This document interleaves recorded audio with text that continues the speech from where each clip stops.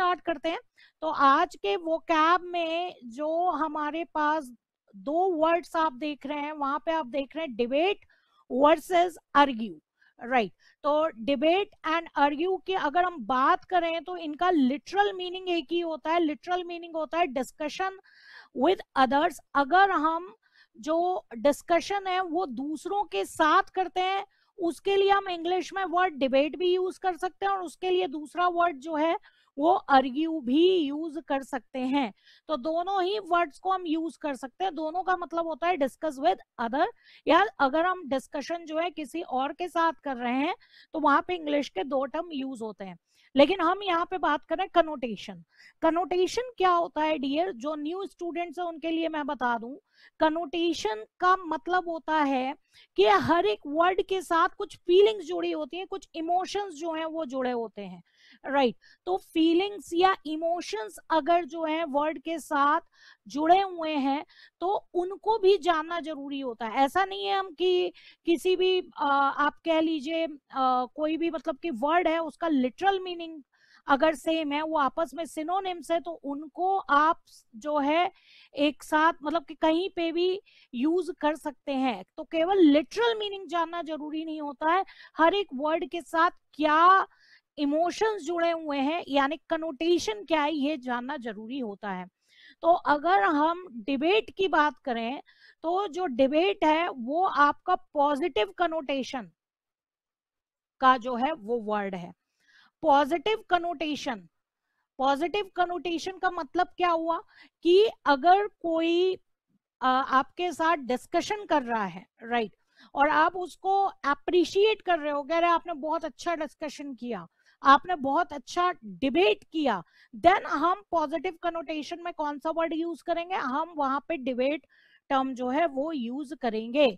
जैसे कि यहाँ सेंटेंस में यूज देखिए, the candidates participated in several debates before the election was held, right. तो जो कैंडिडेट्स थे उन्होंने बहुत सारे डिबेट्स में पार्टिसिपेट किया था इलेक्शन होने के पहले, राइट। तो यहाँ पे ये जो सेंटेंस है, यहाँ पर हम कैंडिडेट्स को अप्रिशिएट कर रहे हैं कि जो भी डिबेट्स थे, जो भी डिस्कशन थे, उसमें उन्होंने हेल्दी जो डिस्कशन किया, दैट इज कॉल्ड डिबेट। अब जनरली आप देखते हैं आर भारत में महाभारत आता है, राइट, आर भारत में पूछता है भारत आता है, ठीक है। आई थिंक किसी एक चैनल में ताल ठोक के आता है। तो ये सब वहां पे क्या होते हैं कि कई सारे पर्सन्स आते हैं और जो है डिस्कशन कर रहे होते हैं किसी भी एक मुद्दे पे, एक एजेंडा लेकर उस पे डिस्कशन कर रहे होते हैं। तो न्यूज चैनल वाले उसको क्या बोलते हैं कि वहां पे हम जो है डिबेट करवा रहे हैं। आपने देखा होगा आजकल न्यूज चैनल को पॉपुलर करना है तो मैक्सिमम चैनल्स में जो है अलग अलग जो पर्सनालिटीज हैं, कुछ फेमस पर्सनालिटीज जो हैं, उनको लाकर जो है डिबेट करवाया जाता है, यानी कि डिस्कशन वहां पर होता है, राइट। तो वहां पे हम टर्म क्या यूज करेंगे, डिबेट, राइट। अब ऐसे ही अगर हम बात करें, खैर कार्टून देख के आप लोग बहुत कुछ समझ गए होंगे यहाँ पे एनिमेशन देखकर, ठीक है। अर्ग्यू, अर्ग्यूमेंट्स, आप जनरली एक टर्म जो है वो यूज करते हो, अर्ग्यूमेंट्स, राइट। नहीं जी पुष्प्रीत, यहीं से हमने शुरू किया है, डिबेट वर्सेस अर्ग्यू से हमने स्टार्ट किया है। तो अर्ग्यू में अर्ग्यू करना भी क्या कहलाता है, डिस्कशन कहलाता है। लेकिन जो ये जो आपका इंग्लिश का वर्ड है वो यहाँ पर नेगेटिव कनोटेशन की बात करता है, यानी कि आप किसी को टोक रहे हो कि भाई क्यों डिस्कस कर रहे हो, डिस्कस करना यहाँ पे सही नहीं है, या आप कमेंट के तौर पे यूज कर रहे हो। तो वहां पे आप डिबेट वर्ड ना यूज करके कौन सा वर्ड यूज करोगे, अर्ग्यू, राइट। अर्ग्यू का मतलब क्या होता है, डिस्कशन करना, राइट। अब यहाँ पे देखिए, she argued against the proposed law, यानी कि उसने जो प्रपोज्ड लॉ था उसके अगेंस्ट जो है बहस की थी। तो अगर कोई बहस कर रहा है, डिस्कशन कर रहा है, और आप नेगेटिव तौर पे उसको देखते हो और आप उसको कमेंट करना चाहते हो, राइट, देन वहां पे आप जो वर्ड यूज करोगे अर्ग्यू, राइट। तो इंग्लिश में ऐसा ही नहीं है कि आपको बस वर्ड का लिटरल मीनिंग पता लग गया और आप जो है उस वर्ड को कहीं पे भी यूज कर लो, आपको सोच समझ कर वर्ड जो है वो यूज करना पड़ता है, राइट। तो यहाँ पे आपको देखना है कि आपको कौन सा वर्ड कहाँ पे यूज करना है। अब फॉर एग्जाम्पल जो न्यू स्टूडेंट्स हैं उनको मैं बता दूं, क्योंकि पुराने वाले तो बहुत टाइम से कर रहे हैं तो उनको कनोटेशन का मतलब समझ में आ गया है। फॉर एग्जाम्पल आप मेरे लिए वर्ड यूज करो, राइट। आप मुझे बोल रहे हो कि यू आर फैटी, तो ये बुरा लगेगा। लेकिन आप अगर मुझे बोल रहे हो यू आर चबी, राइट, तो ये पॉजिटिव वे में आप बोल रहे हो। मतलब कि आपको किस जगह क्या वर्ड यूज करना। अगर देखा जाए तो फैटी और चबी का मतलब लगभग लगभग क्या है, एक ही है, राइट। लेकिन कहाँ पे आपको चबी यूज करना है, कहाँ पे आपको फैटी यूज करना है, तो दैट इज कनोटेशन। आप किसी को बोल रहे हो, फॉर एग्जाम्पल आप बोल रहे हो कि you are very smart. Smart यानी कि आप उसके माइंड की तारीफ कर रहे हो, राइट। तो लेकिन अगर आप उसको बोल रहे हो यू आर कनिंग, तो उसको बुरा लग सकता है, राइट। तो यहाँ पे आपको ये देखना है, जबकि लिटरल मीनिंग अगर हम देखें स्मार्ट कनिंग लगभग लगभग क्या है, एक ही है। तो यहाँ पे आपको ये देखना है कि कौन कहाँ पे क्या वर्ड यूज किया जाएगा, राइट। तो ये चीज आपको समझ में आ गई होगी। अब चलिए आगे देख रहे हैं। अब यहाँ पे आपके सामने स्क्रीन पे दो टर्म है, गैदरिंग वर्सेस मॉब। दोनों ही वर्ड आपने सुने होंगे और दोनों ही वर्ड का लिटरल मीनिंग आपको पता होगा, भीड़ या एक लार्ज ग्रुप को हम बोलते हैं, राइट। तो यहाँ पे अगर गैदरिंग की बात करें तो गैदरिंग एक जो है वो पॉजिटिव कनोटेशन में आता है। गैदरिंग एक आपका क्या आता है, पॉजिटिव कनोटेशन में आता है। अगर लोग एक साथ हैं, कहीं पे इकट्ठे हुए हैं, तो वो आपका क्या कहलाता है, गैदरिंग। एक लार्ज ग्रुप जो है एक साथ कहीं आया है, तो वो आपका क्या कहलाता है, गैदरिंग। जैसे कि आप यहाँ सेंटेंस में यूज देख रहे हैं, I see my cousins only and occasional family gatherings. मैं अपने कजन से तभी मिल पाता हूँ जब ओकेजनली फैमिली गैदरिंग्स होती है, वहीं पे मैं अपने कजन्स को देख पाता हूँ, राइट। तो यानी कि फैमिली मेंबर्स एक साथ इकट्ठा हुए हैं, तो वहां आप क्या बोलोगे, गैदरिंग। मॉब वर्ड आप कब यूज करोगे, मॉब आप जब यूज करोगे, सपोज कोई भीड़ है, राइट।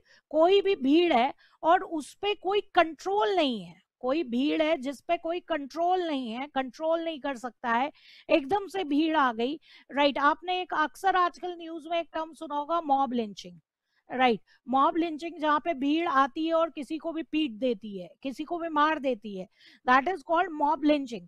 तो मॉब वर्ड वहां पे यूज होता है। तो मॉब वर्ड आपको हमेशा याद रखना है, मॉब का मतलब भी लार्ज ग्रुप होता है, लेकिन मॉब जो आपका वर्ड यूज होगा that is negative connotation, right. तो अगर कोई ऐसी भीड़ है जिस पे कोई कंट्रोल नहीं है, राइट, वो कुछ भी कर सकती है, अनकंट्रोल्ड, आप कह लीजिए लार्ज नंबर ऑफ पर्सन एक जगह आ जाते हैं, तो वहां पे जो हम इंग्लिश टर्म यूज होते करते हैं that is called mob, right. वहां पे हम मॉब वर्ड जो है वो यूज करेंगे। She was mopped bye her fans, she was mopped bye her fans, right. वो उसको जो है उसके फैंस ने घेर लिया था, बहुत सारे फैंस ने घेर लिया था। She was mopped bye her fans, यहाँ पे मॉब का वर्ब की तरह यूज हुआ है, right.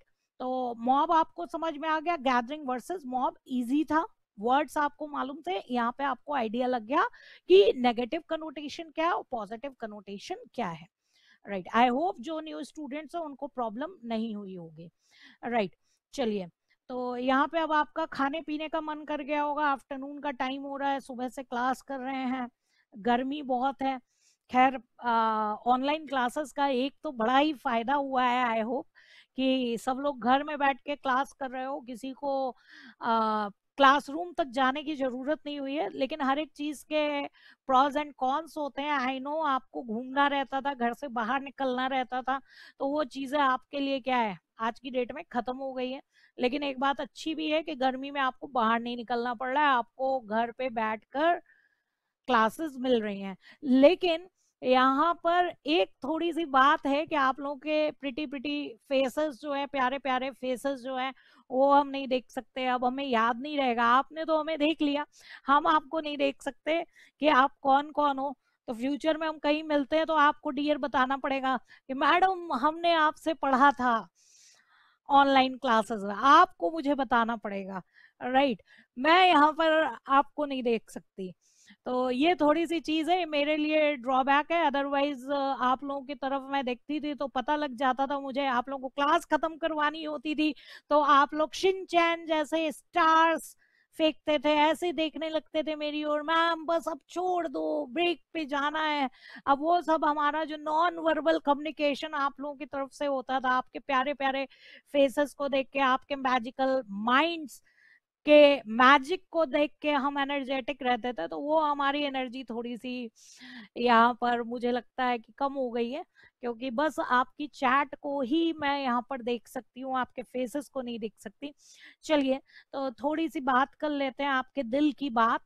I am very hungry, I am very hungry. खैर इसको गैस कर लेंगे लोग। आई एम वेरी हंग्री को हम क्या बोल सकते हैं डियर? डियर ऑल, बस मैं आपकी चैट देख सकती हूँ, आपको नहीं देख सकती हूँ। ये मेरे लिए ड्रॉबैक हो गया है। अदरवाइज आपके फेसेस देख के, आपके हंसते हुए फेसेस देख के हम लोग भी बहुत एनर्जेटिक रहते थे। Starving, great. बस हर्ष, अब आप हम लोग को हर्ष, पुष्प्रीत, आप बस मेरे को इमोजी भेज सकते हो right? Starving, right, I am starving, बिल्कुल सही गेस किया है। हितांशी, खुशबू, अदिति, सही गेस किया है। हिता, वंश, गुड, सृष्टि, निशांत, अदिति, सबने बिल्कुल सही गेस किया। I am very hungry, I am starving, right, great. चलिए, तो इजी था, आगे देखते हैं। I am very happy, I am very happy.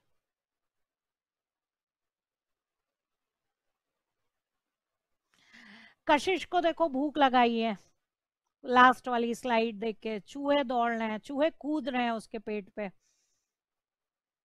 कशिश कुछ नहीं कर सकते बेटा, जब क्लास में रहते थे तो पार्टी भी दे देते थे, अब तो हम कुछ भी नहीं कर सकते। हम भी आपको पार्टी देते थे और आप भी हम लोग को पार्टी देते थे। अब तो पार्टी, अब तो दूर दूर से मिलना है, दूर दूर, राइट? तो अभी तो हम लोग बहुत दूर बैठे हैं। ग्लैड, ग्लैड भी हो सकता है, जॉयफुल भी हो सकता है, लेकिन यहाँ पे आपके लिए न्यू वर्ड है।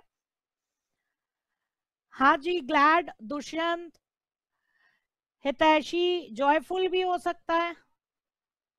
नहीं, कंटेंट नहीं होगा। डिलाइटेड भी हो सकता है, वाह, सिनोनिम्स ला रहे हैं यहाँ पे। खैर, जो हमारे सामने यहाँ पे टर्म है, that is elated, right, that is elated. ओहो, यहाँ पे पार्टी के लिए मानसी जी का एक आइडिया है, मैम पेटीएम तो है ना? ओह नहीं डियर, वो सब के साथ खाने में मजा आता है, जहाँ पे आप लोग एक दूसरे का छीन के खा जाते हो। हम पार्टी देते हैं, आप लोग एक दूसरे का छीन के खा जाते हो। पता है, जब बैच एंड होता था तो हम जो है पार्टी देते थे। अब ममता, ऐसे कैसे पॉसिबल होगा कि हर एक के घर पे हम लोग पार्सल कर दें? हमें भी बहुत मजा आता था, टीचर्स डे होता था, बर्थडे होता था, तो आप लोग भी हमें पार्टी देते थे। बहुत सारी फोटोज हैं, बहुत मजा आता था। सबसे ज्यादा मुझे मजा आता था सबके फेसेस देखकर क्लास में। चलिए, आगे बढ़ते हैं। I am very happy, I am elated, alright. चलिए, ईडियम ऑफ द डे में यहाँ पर है, खैर इसका मीनिंग सबको समझ में आ गया होगा। आज का वोकैब का सेक्शन इजी था। जो आपका काम होता है वो शब्दों से ज्यादा मैटर करता है, केवल बोलने से काम नहीं चलता है, आपको करके दिखाना होता है, राइट? तो यहाँ पर actions speak louder then word. सबकी सबकी बातें दिख रही है, ममता, रजत, मयंक, सबकी बातें दिख रही है। मयंक को मैंने इमोशनल कर दिया है। Actions speak louder then word, देख रहे हो ना? आपके लिए है इडियम, आपको केवल बोलना ही नहीं है, आपको रैंक ला के दिखानी है, राइट? आपको रैंक ला के दिखानी है। हमारे व्हाट्सएप ग्रुप का नाम है पूजा चैम्प, राइट? तो आपको रैंक ला के दिखानी है, और मैं आपको पहले ही बता दे रही हूँ, आपकी रैंक में जो लॉ और इंग्लिश का पेपर है, ये एक रुकावट बन सकता है। तो आपको एक्शंस करने हैं, एक्शंस यानी कि आपको केवल बोलना ही नहीं है, आपको रैंक ला कर दिखानी है, आपको करके दिखाना है, राइट। तो अपने कंफर्ट जोन से जो है वो आप बाहर निकलो, राइट तिलक। देखते हैं कब खत्म होता है ये दूर दूर, राइट। लॉकडाउन, लॉकडाउन तो खैर ओपन हो गया है, लेकिन अब देखते हैं ये दूर दूर वाली बात कब खत्म होती है। तो actions speak louder than words, right. तो यहाँ पे वर्क का आपका वर्ड्स है, right. Don't tell me how to do this, show me, actions speak louder than words. मुझे मत बताओ कि कैसे करना है, मुझे दिखाओ, क्योंकि जो एक्शंस होते हैं वो आपके शब्दों से ज्यादा बोलते हैं, राइट। तो ये बहुत easy idiom of the day था जो आज आपने देखा। तो आज हमारा वोकैब का पोर्शन पूरा हो चुका है। तो अपनी नोटबुक लेके रेडी हो जाइए। अब हम ग्रामर का जो है वो पोर्शन कर रहे हैं। टाइप्स ऑफ सेंटेंसेस जो है वो हम करने जा रहे हैं, राइट।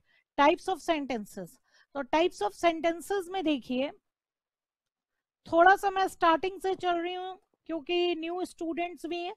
तो सेंटेंस का मतलब आपको समझ में आता है। सेंटेंस क्या होता है? ग्रुप ऑफ वर्ड्स होता है।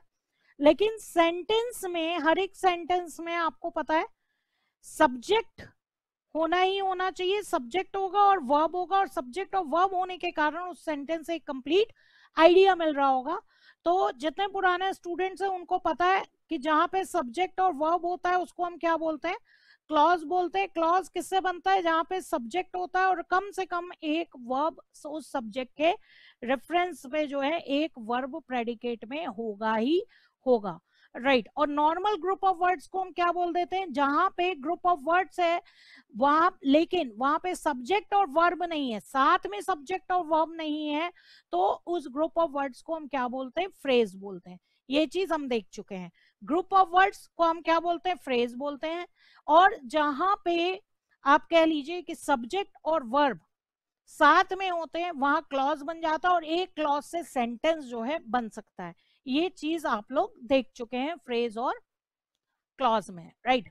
एग्जाम्पल्स में हम देखें, हमने देखा था we expect to make a profit this year. तो यहाँ आप देख रहे हो, अब यहाँ पे जो न्यू स्टूडेंट्स है उनको ये चीज तभी समझ में आएगी जब आपको ये पता हो कि सब्जेक्ट क्या होता है, वर्ब क्या होता है। ये हम ऑलरेडी डिस्कस कर चुके हैं क्लास में, काफी डिस्कशन हो चुका है, इवन रिवीजन भी हो चुका है डिटेल्ड में, राइट। तो प्लीज आप बैकअप लेके देखिएगा, तभी आपको चीजें समझ में आएंगी। तो वी यहाँ पे क्या है? सब्जेक्ट है। इस सब्जेक्ट के रिगार्डिंग वर्ब यहाँ पे क्या है? Expect, right. तो ये आपका क्या हो गया? वर्ब हो गया। तो सब्जेक्ट और वर्ब हो गया, यानी कि यहाँ पर एक मेन क्लॉज है, और मेन क्लॉज है इसके कारण ये एक सिंपल सेंटेंस है। तो हर एक सिंपल सेंटेंस में एक मेन क्लॉज होता ही होता है। गिवन एग्जांपल में केवल और केवल एक मेन क्लॉज है, वन मेन क्लॉज है, राइट। और इस मेन क्लॉज में देखें तो वी सब्जेक्ट है, expect to make a profit this year, ये पूरा का पूरा प्रेडिकेट है, और इस प्रेडिकेट में जो एक्सपेक्ट है दैट इज वर्ब, राइट। ये चीज हमें समझ में आ गई थी। टाइप्स ऑफ सेंटेंसेस में हमने देखे थे 4 टाइप्स के सेंटेंस होते हैं। एक होता है सिंपल सेंटेंस, जिसको हमें वन बाय वन देखना है। दूसरा होता है कंपाउंड सेंटेंस, तीसरा होता है कॉम्प्लेक्स सेंटेंस, चौथा होता है कंपाउंड कॉम्प्लेक्स सेंटेंस, राइट। तो 4 टाइप के सेंटेंसेस आपके सामने हैं। एग्जाम में क्वेश्चन कैसे आएगा? आपको कोई भी सेंटेंस दिया जाएगा, आपको उनमें से पहचानना है कि वो सिंपल सेंटेंस है, कंपाउंड सेंटेंस है, कॉम्प्लेक्स है कि कंपाउंड कॉम्प्लेक्स सेंटेंस है। तो उसके लिए हमें आज सीखना है कि हम कैसे पहचानेंगे कि कोई सेंटेंस सिंपल है, कंपाउंड है, कॉम्प्लेक्स है कि कंपाउंड कॉम्प्लेक्स सेंटेंस है।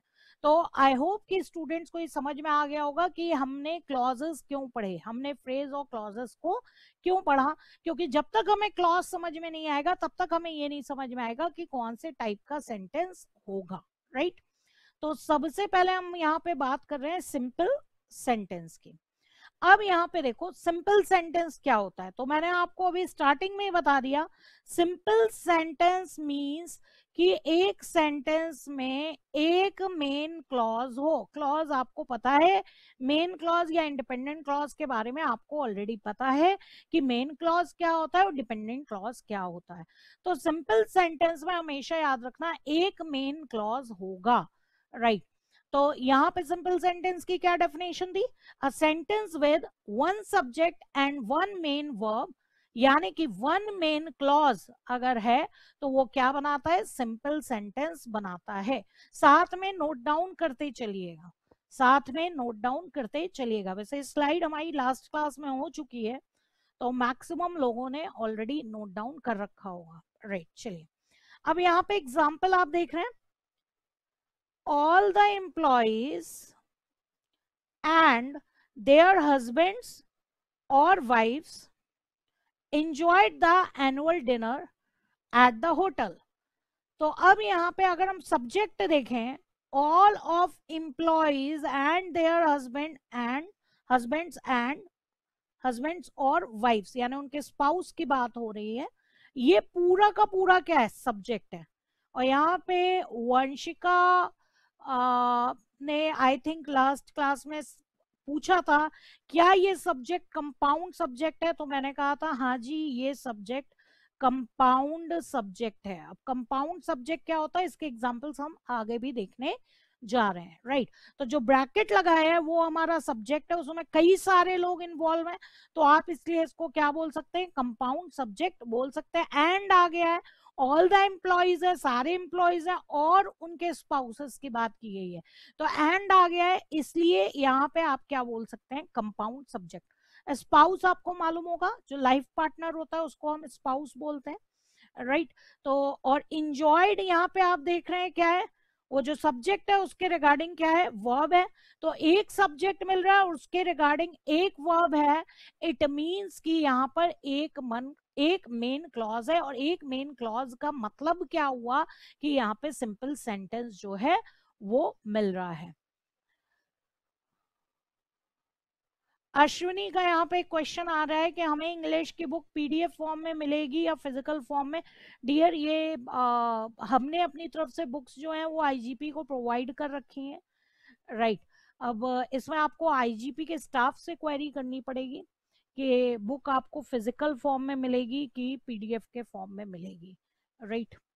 चलिए तो ये आपको समझ में आ गया कि यहाँ पे सिंपल सेंटेंस है। अब यहाँ पे एक और एग्जांपल आप देख रहे हैं, Rishabh travels to Switzerland every year in the summer time. तो आपको समझ में आ रहा है ये भी सिंपल सेंटेंस है। कैसे आपने पहचाना सिंपल सेंटेंस है, यहाँ पे ऋषभ आपका क्या हो गया, सब्जेक्ट हो गया, उसके लिए मेन वर्ब आपका क्या है, वर्ब है आपका ट्रेवल्स, ठीक है। Travels to Switzerland every year in the summer time, in the summer time क्या है आपका, फ्रेज है, राइट।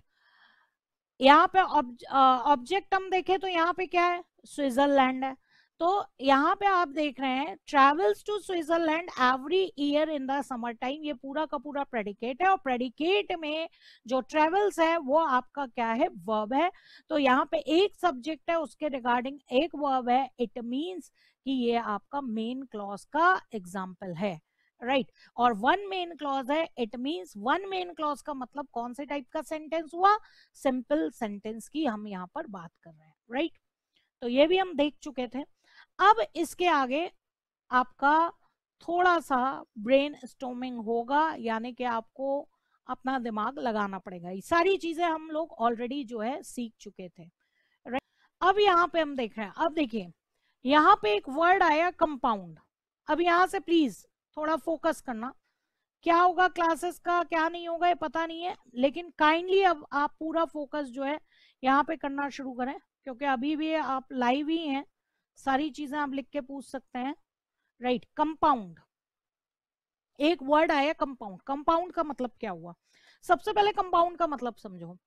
कहीं पे भी दो या दो से ज्यादा चीजें साथ में आएंगी तो उसको हम क्या बोलेंगे, कंपाउंड बोलेंगे। कंपाउंड वर्ड हम वहां पर यूज करेंगे जहां पे जो चीजें साथ आ रही हैं, जैसे कि यहाँ पे आपने देखा दोनों हैंड्स हैं, दोनों हैंड्स इक्वल लेवल के हैं, समझो, उनका वेटेज क्या है, बराबर है। मैं उनमें से किसी को कम या ज्यादा ऐसा नहीं बोल रही, सबका लेवल क्या है, बराबर है। राइट, जो भी चीजें आ रही उनका लेवल क्या है, इक्वल लेवल है। वहां पे हम वर्ड यूज करते हैं कंपाउंड। अभी आप देखोगे कंपाउंड सेंटेंस भी आएगा, तो कंपाउंड का सेंस समझो। जहां पे भी एक से ज्यादा चीजें यानी दो होंगी, एक से ज्यादा मतलब कम से कम होगी तो दो होगी, या दो से ज्यादा होगी। राइट, तो जहां पे दो या दो से ज्यादा चीजें हैं और दोनों चीजें क्या है, इक्वल लेवल की हैं, उसको हम क्या बोलते हैं, वहां पे हम वर्ड क्या यूज करते हैं, कंपाउंड। तो यहाँ पे हेडिंग आपकी क्या हुई, कंपाउंड सब्जेक्ट्स। यहाँ पे हेडिंग क्या हुई, कंपाउंड सब्जेक्ट्स। यानी कि सब्जेक्ट में दो या तीन पर्सन हो सकते हैं।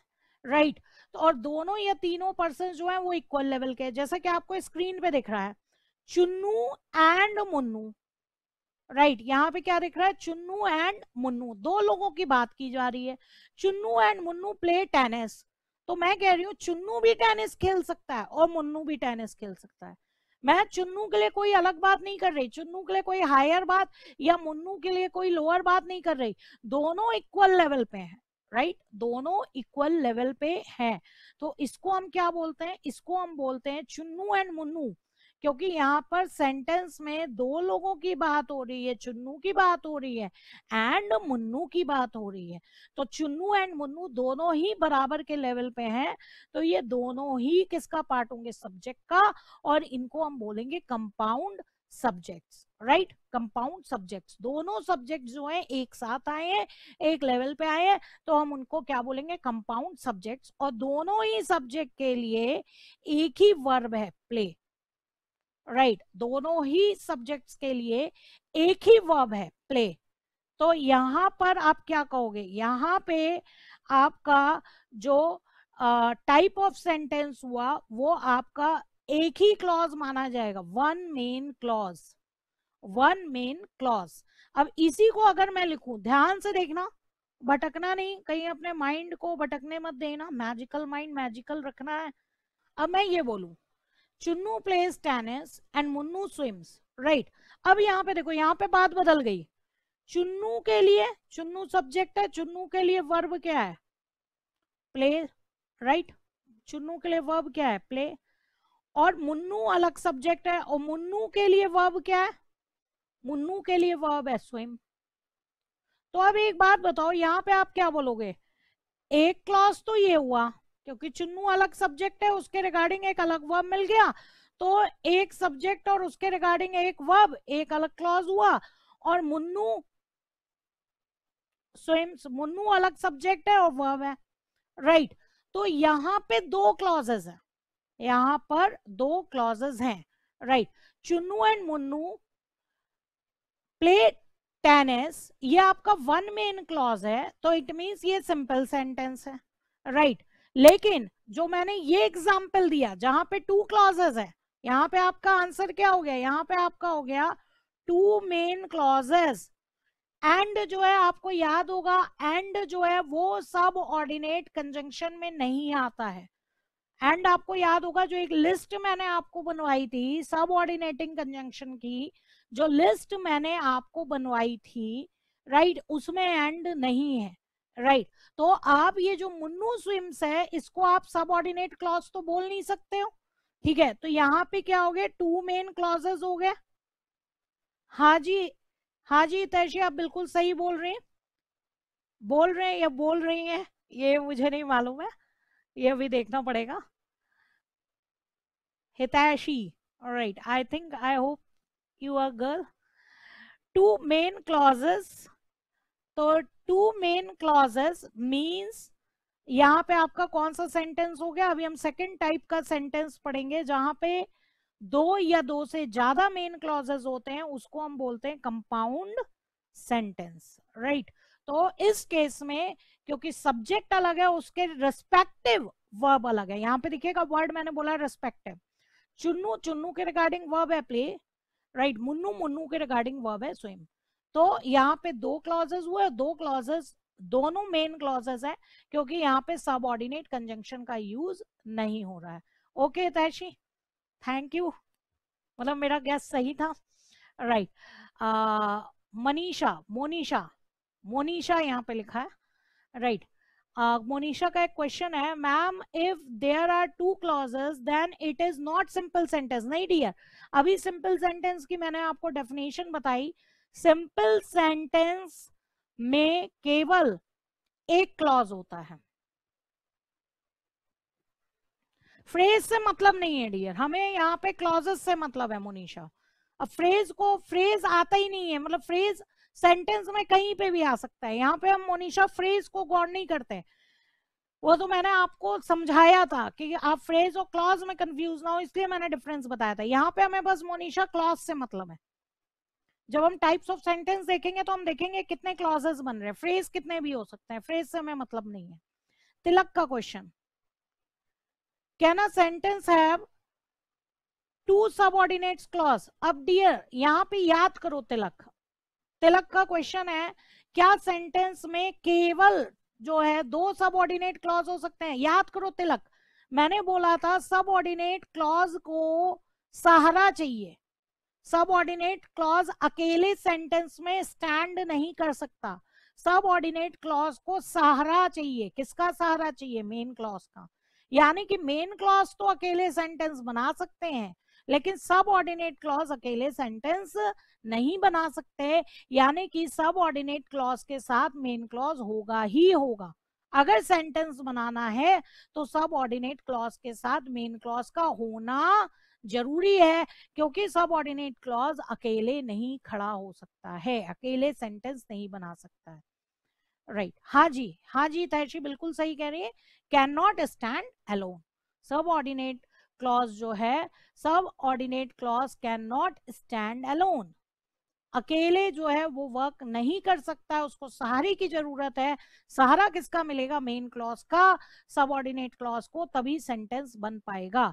लेकिन main clause and main clauses अकेले सेंटेंस बना सकते हैं बिना सबऑर्डिनेट क्लॉज के हेल्प के बिना, लेकिन सबऑर्डिनेट क्लॉज को मेन क्लॉज चाहिए। अब यहां तक कोई भी क्वेश्चन? तिलक समझ में आया? ओके लिख के भेजो डियर, एक्नॉलेज, फीडबैक देते रहा करो, समझ में आया कि नहीं आया, राइट। आई होप तिलक और हितैषी आपको समझ में आ गया होगा। आगे बढ़े डियर, चलो मैं आगे बढ़ रही हूँ, कोई दिक्कत होती है तो बताओ, ठीक है। इतनी चीज समझ में आई। अब यहाँ पे देखिए, अब एक और चीज है, अभी तक हम कंपाउंड सब्जेक्ट्स की बात कर रहे थे, अब यहाँ पे कंपाउंड वर्ब भी है, कंपाउंड प्रेडिकेट बोल लीजिए, कंपाउंड वर्ब भी बोल लीजिए। अब यहाँ पे ध्यान से देखिएगा, तीन आपके सामने एग्जाम्पल हुए। देखिए पहला एग्जाम्पल मैंने बनाया, Chunnu and Munnu, Chunnu and Munnu play tennis. ध्यान से सुनना, चुन्नू एंड मुन्नू दोनों ही टेनिस खेल सकते हैं, चुन्नू एंड मुन्नू दोनों ही टेनिस खेल सकते हैं। नेक्स्ट मैंने बताया, चुन्नू टेनिस खेल सकता है, मुन्नू तैर सकता है, दोनों की अलग अलग खासियत है। चुन्नू टेनिस खेलेगा और मुन्नू क्या है? मुन्नू तैर सकता है, राइट। चुन्नू टेनिस खेलता है एंड मुन्नू जो है तैरता है, राइट। दोनों का अलग अलग बताया। तो यहाँ पे दो क्लॉजेस थे। अब यहाँ पे बात हो रही है, Chunnu and Munnu play tennis and swim. तो अब यहाँ पे देखो, चुन्नू एंड मुन्नू क्या हो गया? चुन्नू एंड मुन्नू हो गए कंपाउंड सब्जेक्ट, राइट। और प्ले एंड स्विम ये क्या हो गया? Compound verb, compound verb. अब डिफरेंस क्या निकला? चुन्नू एंड मुन्नू, चुन्नू एंड मुन्नू दोनों ही टेनिस खेल सकते हैं और दोनों ही तैर सकते हैं। इसका सेंस क्या निकालोगे, इसका ट्रांसलेट क्या करोगे? Chunnu and Munnu play tennis and swim, Chunnu and Munnu tennis खेलते हैं और तैरते हैं, राइट। तो चुन्नू और मुन्नू कंपाउंड सब्जेक्ट है, और चुन्नू एंड मुन्नू के रिगार्डिंग दो वर्ब है, राइट। अलग अलग नहीं है, चुन्नू के लिए अलग वर्ब और मुन्नू के लिए अलग वर्ब नहीं है। चुन्नू और मुन्नू कंपाउंड सब्जेक्ट है, और चुन्नू और मुन्नू के रिगार्डिंग जो है कंपाउंड वर्ब है, इसको बोलेंगे कंपाउंड वर्ब या कंपाउंड प्रेडिकेट, राइट। दोनों के लिए जो है दो वर्ब है। तो सेंस ये निकलता है चुन्नू और मुन्नू दोनों इक्वलेंट लेवल पे, आपको समझ में आ रहा है, दोनों ही इक्वलेंट लेवल पे हैं। चुन्नू और मुन्नू दोनों ही टेनिस खेल सकते हैं और दोनों ही तैरना जानते हैं, दोनों ही तैरते हैं, राइट। तो इसको बोलेंगे कंपाउंड वर्ब। तो इसको हम जो है कंपाउंड सब्जेक्ट को एक सब्जेक्ट की तरह सोचेंगे और कंपाउंड वर्ब को उनके रिस्पेक्टिव वर्ब की तरह सोचेंगे, राइट। यानी कि यहाँ पे वन सब्जेक्ट ही माना जाएगा और उसके रिगार्डिंग जो कंपाउंड वर्ब है, वन कंपाउंड सब्जेक्ट है और उसके regarding one compound compound verb है, राइट। तो यहां पर one subject plus one compound subject plus one compound verb हमेशा याद रखिएगा एक मेन क्लॉज ही बनाता है, राइट। ये याद रखना है, कंपाउंड सब्जेक्ट को हमेशा हम एक ही सब्जेक्ट मानेंगे और कंपाउंड वर्ब को भी हम हमेशा जो है एक ही वर्ब मानेंगे। ये चीज याद रखेगा। इसी चीज के रिगार्डिंग आपके आईसीआई के जो मटेरियल है उसमें मिस्टेक है, राइट। तो ये चीजों में, ये जो अभी आपने देखा इसके रिगार्डिंग लोगों को बहुत कंफ्यूजन रहता है, तो इसको ध्यान से देखिएगा। कंपाउंड सब्जेक्ट को हम एक ही मानेंगे और कंपाउंड वर्ब को भी हम एक मानेंगे। हाँ, यहाँ पे अगर सब चुन्नू के लिए अलग वर्ब होता और मुन्नू के लिए रिस्पेक्टिव वर्ब अलग होता तो हम कहते हैं दो क्लॉज है, जैसा कि हमने लास्ट एग्जांपल में देखा, Chunnu plays tennis, Chunnu tennis खेलता है, चुन्नू के रिस्पेक्टिव वर्ब अलग है और मुन्नू के रिस्पेक्टिव वर्ब अलग है, राइट। लेकिन यहां पे आप देख रहे हैं अश्विनी, वही बार बार मैं रिपीट कर रही हूं कि थोड़ा ध्यान से देखो, कंपाउंड मतलब क्या हुआ, दो वर्ब एक साथ है। कंपाउंड वर्ब का मतलब क्या हुआ, दो वर्ब एक साथ हैं। कंपाउंड सब्जेक्ट का मतलब क्या हुआ, दो सब्जेक्ट एक साथ हैं। सब्जेक्ट एक साथ, वर्ब एक साथ, राइट। तो आप कह लीजिए कि एक साथ में है ना, साथ में है, दो चीजें साथ में है तो उनको उनको क्या मानेंगे, एक ही मानेंगे, राइट।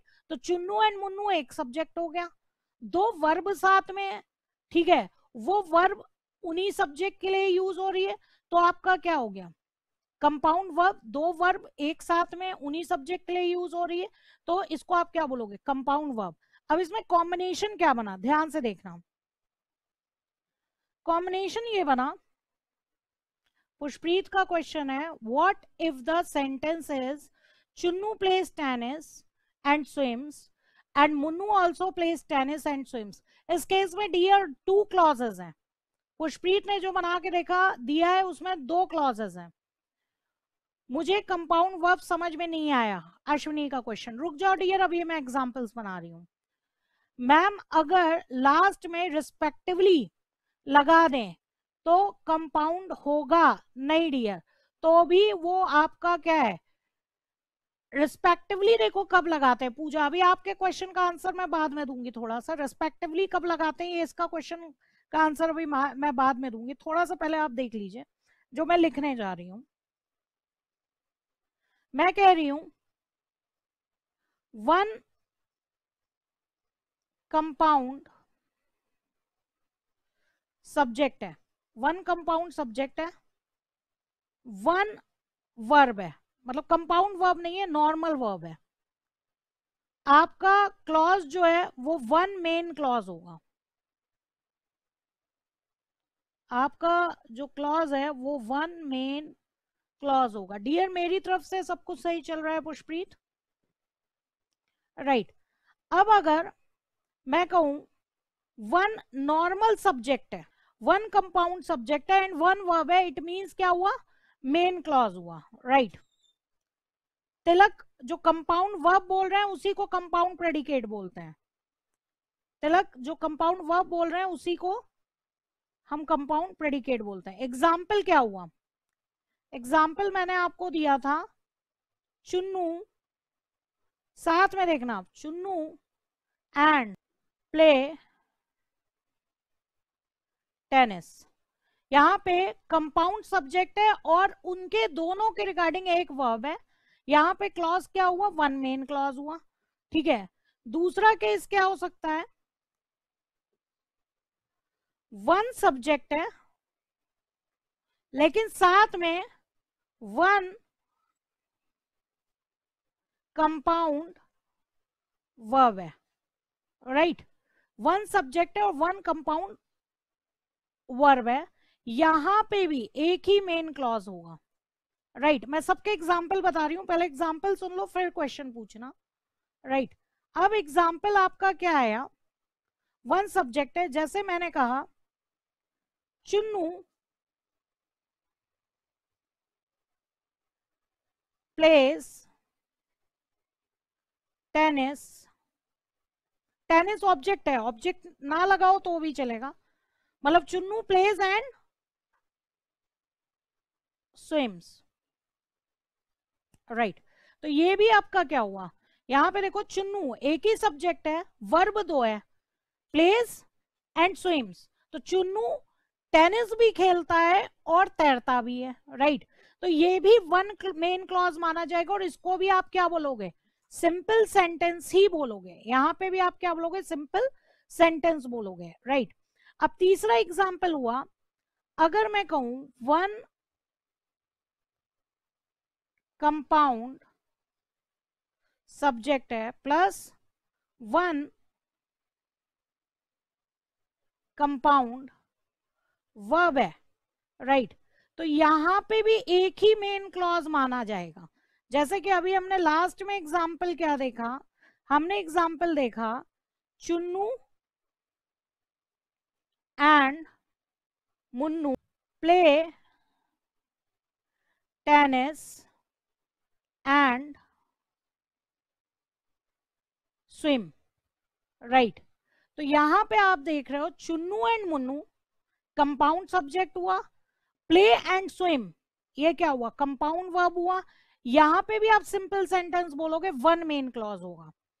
अब नेक्स्ट देखना, अगर हम कह रहे हैं वन सब्जेक्ट है, वन सब्जेक्ट नॉर्मल सब्जेक्ट है या कंपाउंड सब्जेक्ट है, उसके रिगार्डिंग एक वर्ब हो गया, ठीक है, बीच में एंड लग गया, फिर वन सब्जेक्ट हुआ प्लस वन वर्ब हुआ, राइट। अब यहां पे क्या हुआ है, टू क्लॉजेस हुआ है, एक सब्जेक्ट एक वर्ब साथ में, एक सब्जेक्ट एक वर्ब साथ में, राइट। तो इस यहां पे आपके टू मेन क्लॉजेस हो जाएंगे। टू मेन क्लॉजेस मींस कि कंपाउंड सेंटेंस हो गया, राइट। इसको आप क्या बोलोगे, कंपाउंड सेंटेंस हो गया।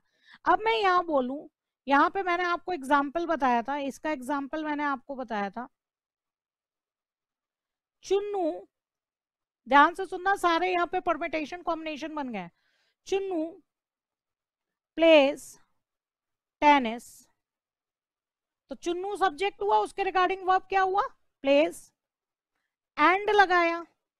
अब मैंने बोला मुन्नू स्विम्स, राइट। तो मुन्नू सब्जेक्ट हुआ और वर्ब हुआ, राइट। तो यहाँ पे मींस दो मेन क्लॉजेस है, तो कौन से टाइप का सेंटेंस होगा, यहाँ पे दो मेन क्लॉजेस है तो कौन से टाइप का सेंटेंस होगा, ये होगा आपका कंपाउंड सेंटेंस। हाँ जी वंशिका, नोट कर लीजिए, आपको चीजें याद रहेगी, आप कंफ्यूज नहीं होगे, राइट। नोट कर लीजिए, लेकिन पहले समझ लीजिए, मैं नोट करने का भी टाइम दे देती हूँ। अब नेक्स्ट देखो, अब नेक्स्ट एक पूजा ने अभी कॉम्बिनेशन, पूजा ने लिख के भेजा था, किसने लिख के भेजा था, पुष्प्रीत। अब देखो पुष्प्रीत ने क्या बोला, पुष्प्रीत ने जो कॉम्बिनेशन बनाया उसमें वन सब्जेक्ट था प्लस वन कंपाउंड वर्ब है, right.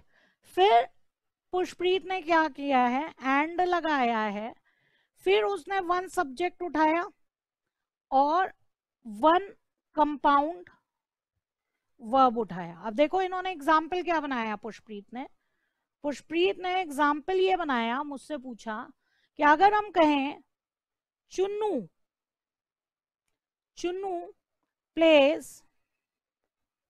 Tennis, Chunnu place tennis and swims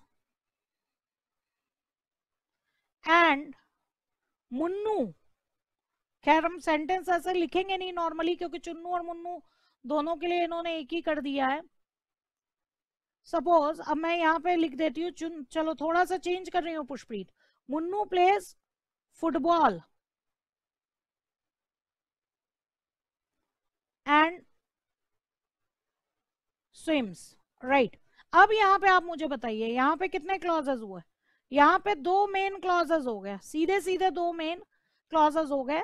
एक सब्जेक्ट है, उसके रिगार्डिंग एक कंपाउंड वर्ब है, एक क्लॉज। एंड लगा, एक सब्जेक्ट है, एक कंपाउंड वर्ब है, यानी कि दूसरा क्लॉज। तो दो मेन क्लॉजेस हो गए, दो मेन क्लॉजेस हो गए, इट मीन्स आपका क्या हो गया? इट मीन्स यहाँ पे आपका कंपाउंड सेंटेंस हो गया है, राइट। तो ये आपका कॉम्बिनेशन। अब इसमें आप कहो कि सपोज आगे वाले हिस्से में वन कंपाउंड सब्जेक्ट होता, वन कंपाउंड वर्ब होता, और एंड करके वन कंपाउंड सब्जेक्ट और वन कंपाउंड वर्ब होता, तो भी यहाँ पे क्या होता? एक क्लॉज और एंड के बाद दूसरा क्लॉज, टू मेन क्लॉजेस, यानी कि कंपाउंड सेंटेंस। ये आप नोट डाउन कर सकते हैं अपनी अंडरस्टैंडिंग के लिए। मैंने आपके परमिटेशन कॉम्बिनेशन बना दिए ताकि आपको प्रॉब्लम ना हो। तो आपको ना कंपाउंड सब्जेक्ट और कंपाउंड वर्ब से नहीं घबराना है, राइट। कभी भी एंड लग के जो है कंपाउंड सब्जेक्ट, एंड हमेशा इक्वल लेवल को दर्शाता है। चुन्नू एंड मुन्नू दोनों इक्वल लेवल पे हैं, प्ले प्ले और स्विम दोनों इक्वल लेवल पे हैं, राइट। अगर एक सब्जेक्ट के रिगार्डिंग उसके रिगार्डिंग वर्ब आ रहा है, फिर एक सब्जेक्ट आ रहा है उसके रिगार्डिंग वर्ब आ रहा है, तो वहां पे आपका ऑब्वियस सी बात है दोनों क्लॉजेस अलग अलग आप काउंट करोगे, और दो अलग अलग क्लॉजेस हैं, इट मींस वहां पे कंपाउंड सेंटेंस है, राइट। इसको नोट डाउन कर लीजिए, तब तक डाउट्स पूछ लीजिए डियर, स्क्रीन पे लिख के बाकियों के जो डाउट्स हैं वो पूछ